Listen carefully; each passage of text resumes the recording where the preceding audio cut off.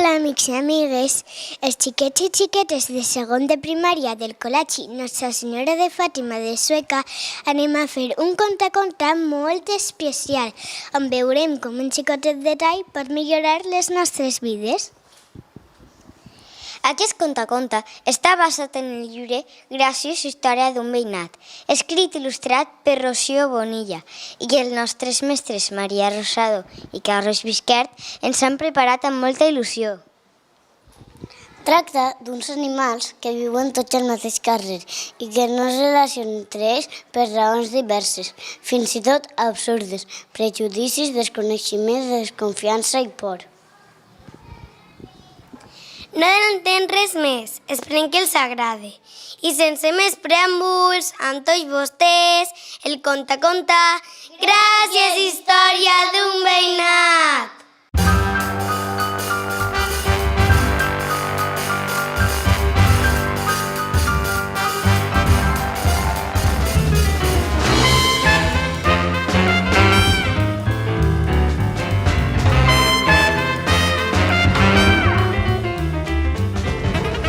Això era un veïnat com molts altres. Tenia cases, fanals, arbres i veïns que no es coneixien. Al número 15 vivia Camila. Sempre se sentia molt de soroll a la seva casa. Els veïns pensaven que era sorda i que per això posava la tele tan alta. Però Camila no era sorda. En realitat, la causa de tant de rememorir eren 10 criatures que no la deixaven respirar ni un segon. No m'explique com ho feia per a descansar al llarg del dia. Camila no s'atrevia a parlar amb el seu veí, el senyor Rius. Li semblava tan seriós i estirat, de ben segur que no li agradaven els xiquets i l'enviaria a pastar fam. Tenia tanta por que no volia que ningú dels seus pollets s'acostaren a la seva porta. El senyor Rius treballava a la ciutat. Era un prestigiós advocat, com abans ho van dir la seva mare, el seu avi i el seu besavi. Però, quan tornava a casa, el senyor Rius es transformava. Tenia una afició secreta que ningú coneixia, fer malabarismes com si estigués al circ.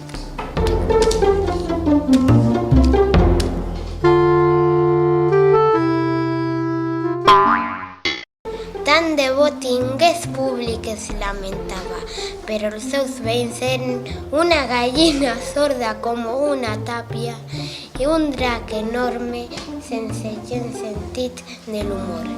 En realitat, no hi havia cap drac enorme. El veí del senyor Rius era un petit ratolí que vivia amb molta por des que un gat s'havia mudat a la casa del davant, perquè tots saben que mengen els gats, no? Com que el ratolí Felip era molt creatiu, havia trobat una solució d'allò més enginyosa per a mantenir a distància amb aquell veí tan perillós. El que en Felip no sabia imaginar mai és que aquell gat era vega i per això no menjava ratolins. Al gat Rodolf li encantava jugar a cartes, teixir colls sense ganset i, sobretot, treballar el seu hort amb molta cura. Rodolf era tan tímid que no s'havia acostat a saludar el seu veí. A més, que s'atreveria a molestar a un drac ferotge.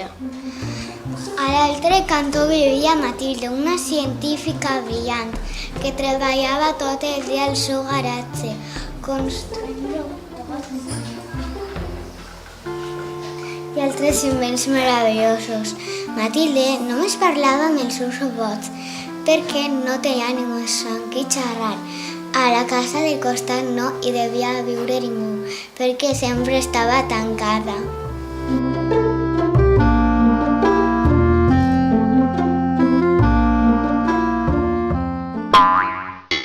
Però sí que hi havia algú córrer, que la senyora Paquita dormia de dia com tots els mussols. Tien acabat passar les nits enganxat a l'ordinador, tafanejant per internet, llegint la premsa i sobretot jugant al solitari. Estava tan enganxada a internet que ni se'n recordava de pujar les persianes. Va a la casa al sobreàtic i vivia l'ogre Pep. Ningú no tocava mai el seu timbre, com que estava convençut que els veïns li tenien por per la mala fama dels ogres. Ell tampoc baixava mai.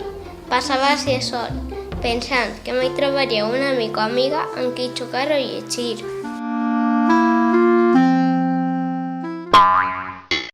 A Pep li hauria encantat compartir el seu amor pels llibres. Somiava amb organitzar un club de lectura amb el veïnat, o dos, un sobre aventures i un altre sobre superherois, que eren sense dubtes les seues històries preferides. Però un bon dia va passar una cosa terrible. A la senyora Paquita se li va espatllar l'internet. Quin desastre, es lamentava. Matilde, sorpresa, va sentir la veïna. Sí que hi vivia algú a la casa del costat. Com que se li donava també arreglar coses, li va solucionar el problema en un 3 i no res. I clar, la senyora Paquita, agraïda, la va convidar a berenar té i pa de pessic.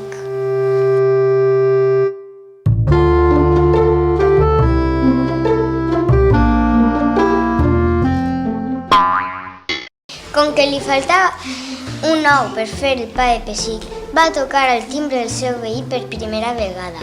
L'ogre Pep, feliç de descobrir que no li tenien por, va baixar corrents i també es va quedar a berenar. Feia temps que no sentia tanta emoció i tenia a la seva cara un somriure d'orella a orella. Camila, des de la seva finestra, es va sorprendre quan va veure els seus 3 veïns que berenaven junts. Ben pensat, podria tocar a la porta del senyor Rius. Potser no era tan antipàtic. El gat Rodolf també es va endur una sorpresa enorme. Quan vencent, per fi, la por i la timidesa va decidir que d'una vegada per totes visitaria el seu veí el drac. Que li anava a dir que aquell feroç animal, el que ell veia per la finestra, sols era un ratolí disfressat. Han passat moltíssimes coses des d'aquell dia al veïnat. Gràcies a la creativitat de Felip, va crear un blog i li posa per títol El gat vegà. No podeu imaginar com es va fer de popular entre els amants de la bona cuina. El senyor Rius Perry es va atrever a deixar de ser abogat per complir el seu verdader desig, obrir una fantàstica ludoteca al seu jardí. Com pot imaginar, gràcies a Camila no li va faltar mai de feina. Camila va tornar a respirar de vegades i gràcies al club de lectura de Pep va reprendre la seva afició pels llibres. Cada dia podia relaxar-se llegint i conèixer nous mons i aventures fantàstiques. Paquita, gràcies a Pep, va descobrir que era molt més divertit jugar a cartes amb algú de carn i ossos. I Matilde, que ho havia enregistrat tot amb la seva càmera, va muntar una pel·lícula on narraven aquests esdeveniments tan extraordinaris. I va posar com a títol Gràcies. I aquella xicoteta pel·lícula va fer la volta al món. Perquè, sens dubte, per tot arreu hi ha veïnats amb cases, fanals, arbres i veïns que no es coneixen.